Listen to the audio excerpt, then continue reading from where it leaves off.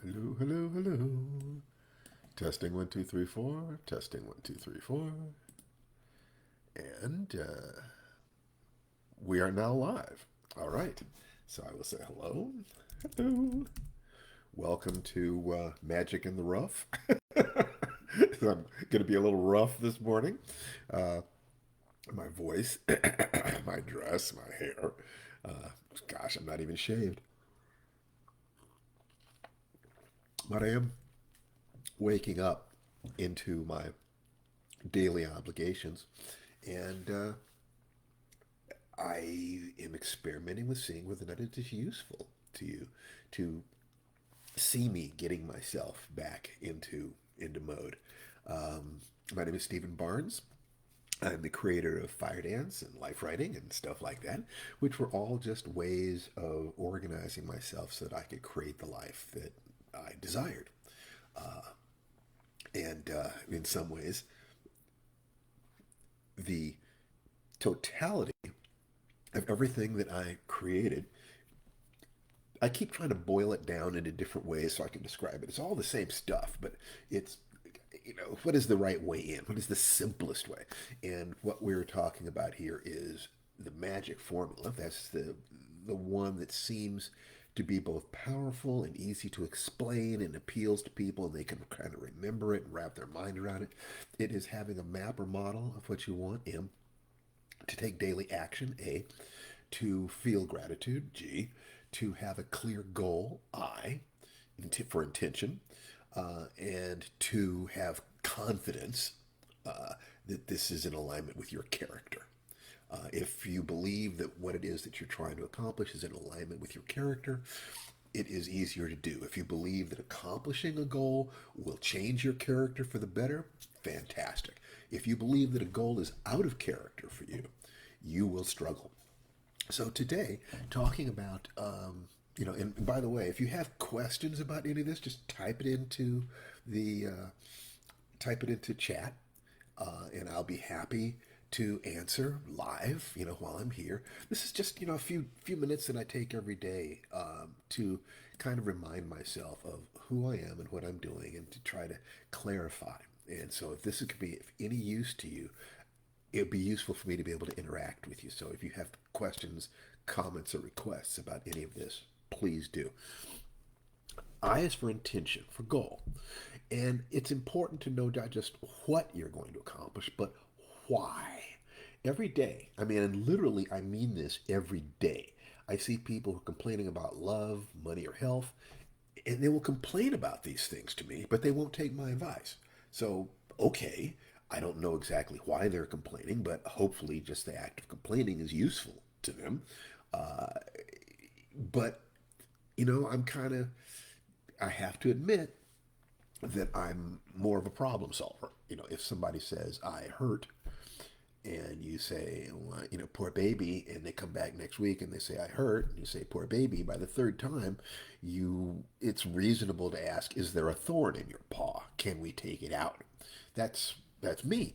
And if I clarify to people that's who I am and they come to me with these things, then I don't think they should be surprised when I suggest a possible solution.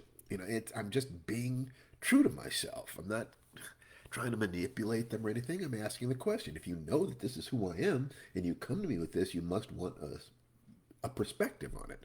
Maybe my perspective won't work, but why else would you come to me with this? If you have a goal, that's the what, as I said. Everything you could ever want is somewhere on the spectrum of decreased pain or increased pleasure. Everything that any worm wants, anything that Einstein wanted. Identifying how the thing you want will do this is your why. And that gets you out of bed in the morning. It's like, I have to do this. Why do I want to do it? When you have more positive reasons than negative, you'll get out of bed. If you're doing it to decrease pain or escape pain, you're motivated by fear. If you do it to increase joy, you're motivated by love. And the more you do, the better you feel. Uh, Note the opposite with fear. Here, with fear, you'll do enough to reduce the symptoms or to get people off your back. Oh God, I've got amoebas this morning. Like I said, still waking up. Ah, but unless you change your self image, the new behaviors to escape pain and fear will themselves trigger fear and pain. So, in other words, let's say you were raised to believe that money is evil. Money is the root of all evil. Only bad people have money. You have to hurt people to make money. But then you're broke, okay, and you can't pay your bills. The the identity you have, I am so good that I give myself away to the world, so I have no money, is at war then with the fear of being out on the street and homeless or being hungry and failing your family. So when that overwhelms the amount of fear that you feel about, or the amount of fear that you feel concerning money, money is evil, money is bad, you will take additional actions. As soon as those actions pay your bills, you're going to go right back to the old identity. Money is evil, money is bad, you have to hurt people to make money, etc., etc., etc. If you want, and the same thing happens with people trying to lose weight, the same thing happens with people trying to fall in love and gain love. If they don't fix the negative beliefs, they have a ton of whys not to do it and not enough whys to do it. And they will only take action when the whys to do it outweigh the whys not to do it, if that makes sense. When there is more pain associated with something than pleasure, you will stay in bed. You will avoid it. When there is more pleasure associated with something than there is pain, you'll do it. And that's actually how you know whether or not you have permission to do something. Am I associating more pleasure with this than pain? And one of the things to do that is, what are your external motivations? And one of them is your internal motivations. Your internal motivation would be your self image. How do you see yourself? What kind of person are you? Otherwise, it's like a rubber band that, let's see, I think I've actually got a rubber band here. I can kind of illustrate. A rubber band, you'll stretch it as long as the external pressure is on you. But then as soon as you turn your back, it goes right back to what you were. What you have to do is change your self image, move to another position. And you can change your self image in different ways. If that became one of your goals, you'd simply apply the magic formula to it, and Bob's your uncle. But that's for another day. So, the instant the external motivations decrease, you lose the weight, you pay the bill, you find a relationship, the internal motivations start disrupting your patterns until you return to normal. When your what is clear, it's a smart goal, and your why is powerful and in alignment with your values, beliefs, and self image, the hows get hella easier. Let me repeat that. When your what is clear and your why is powerful and in alignment with your beliefs, values, and self image, the hows get easy. Let's be specific. I have a Star Wars novel turn in say 3 weeks. You'll notice that that's been a little bit rubbery. I have to look at what's going on, what's happening in my life. But it's a pretty clear goal. It meets all SMART requirements, specific, meaningful, as if now, realistic, and time bound. What are my whys?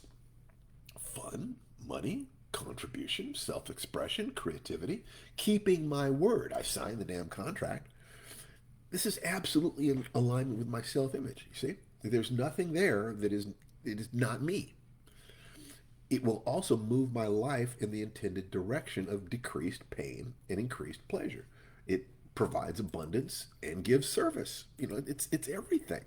Can you see this? And by the way, you can probably figure out everything I'm doing from one point of view is melding the most basic principles of life, movement away from pain towards pleasure, which is, survival. Pain is generally things that will risk survival, except for the pains of discipline, for instance, which can enhance survival long term. So you get the war between the short term pain and the long term pleasure. But that movement away from pain toward pleasure, which can be found in any worm, then can be connected to what the Dalai Lama said about life that the meaning of life is to be joyful and of service. So you look at it that way. So the meaning of life then, connected to the most basic things that we can say, is to move away from pain towards joy, and then from joy begin to seek service. That is my position, and everything that I'm saying comes out of that. So just for clarity, if something I'm saying is not in alignment with that, please let me know, because I would be glad to see where there is something incongruent. That is really valuable to me. It's one of the reasons why I put these things out. Is this incongruent? I don't care if this matches what you think. I don't care if it matches what somebody told you. Is what I'm saying incongruent, or can I observe that it is untrue by observing life? One of those two things, I'm right there with you. Otherwise, your path is your path, and I wish you luck with it. So the there are going to be issues: fear, pain, doubt, sloth, distraction, fatigue, boredom, and I'll have to deal with those issues as they come up every time. Going back to the magic formula, then I have the map. I know technically how to write a book. I've done it 30 something times before, and I have the tools. I know what my daily actions must be. MA, correcting and polishing 50 pages on paper or screen. And I'm in control of my emotions. I feel great gratitude every morning. Every morning in my morning ritual, I give vocal thanks to the force. That's how I do it. I give thanks to things, and I give them F's, as things that I can put into F categories in my family, so in my fun, my fortress, my fiction, and I give thanks for the force. It's just a game I play with myself. Just amuses me like a clown. Uh, as I perform fire dance, I give thanks for my fire dance. I'm doing Tai Chi. I'm speaking my gratitude aloud. I remember my deadlines, that's my intention, right? My goal. And I clarify my identity as someone who can and should do this, who should take these actions. I am that guy. I signed the damn contract. This is the life I asked for. So the things that I need to do are in alignment with my identity. I know why I'm doing it. And it makes it, there's still work, but it's just chop wood, carry water. My brakes are off. I'm not fighting myself. I hope you can see how this all fits together. And I do this every single day, 6 days a week. It takes me 10 to 20 minutes in the morning, and it powers my entire day. I'll also take at least 5 breathing breaks during the day.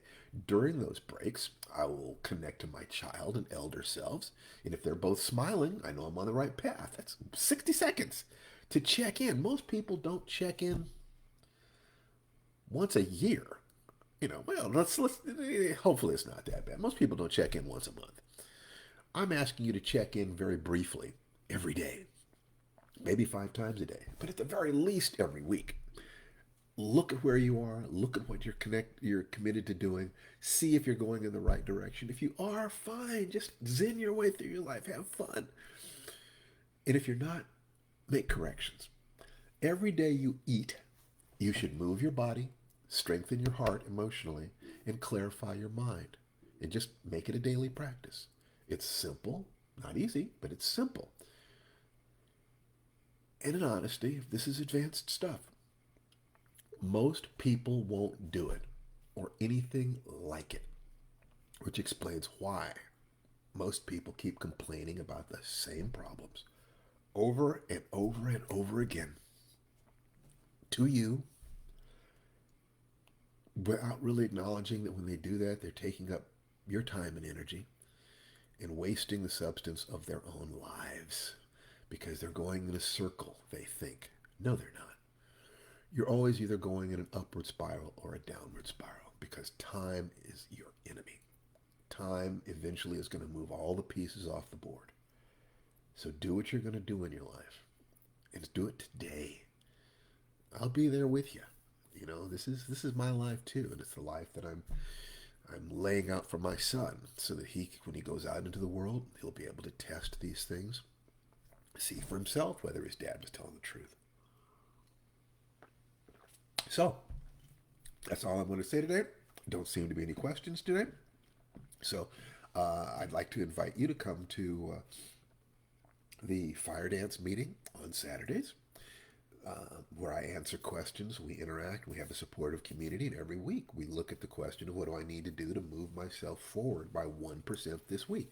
And all it takes to do that is to look at the map or model that you're following, take daily actions, make sure that you're feeling gratitude, you have a clear intention, and that this intention is in alignment with your self image such that you believe you can and should do this thing. And as long as you don't have a zero in any of those, if you average a one across all five, you are improving yourself by about 1% a week. You want to go faster than that? Pump up the volume. Get a two or a three or a four or five, average a six. Oh my God. By the time you're averaging a seven or eight, you can be up there improving by, 5%, 6%, 7% a week. It's amazing. And I invite you to try it and prove me wrong. It's free. All you have to do is do it. You take care. And until I see you next time, the divinity within me salutes and acknowledges the divinity within each and every one of you. Namaste. Take care.